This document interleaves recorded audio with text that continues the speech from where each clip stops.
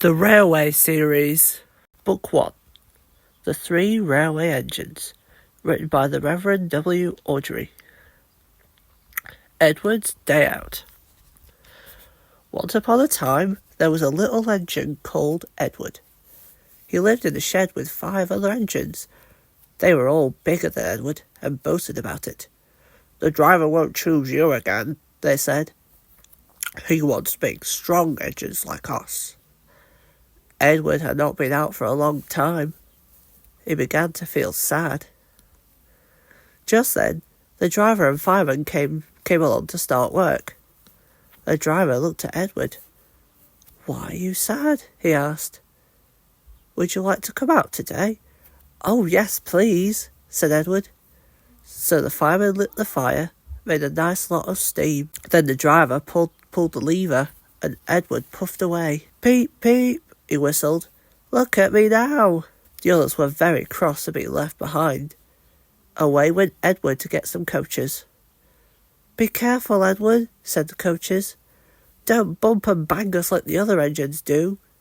So Edward came along to the coaches very, very gently, and the shunter fastened the coupling. "Thank you, Edward," said the coaches.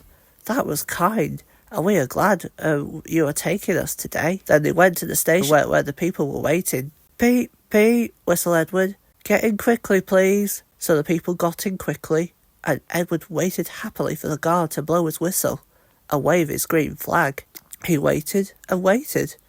There was no whistle, no green flag. "Peep, peep, peep, peep. Where is that guard?" Edward was getting anxious. The driver and fireman asked the station master, "Have you seen the guard?" "No," he said. They asked the porter, "Have you seen the guard?"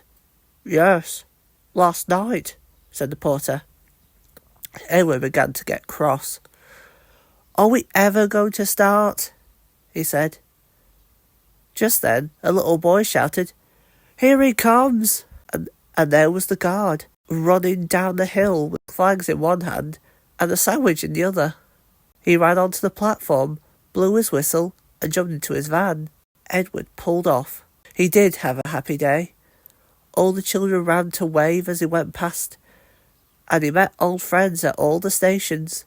He worked so hard that the driver promised to take him out again the next day. "I'm going out again tomorrow," he told the other engines that night in the shed. "What do you think of that?" But he didn't hear what they thought, but he was so tired and happy that he fell asleep at once.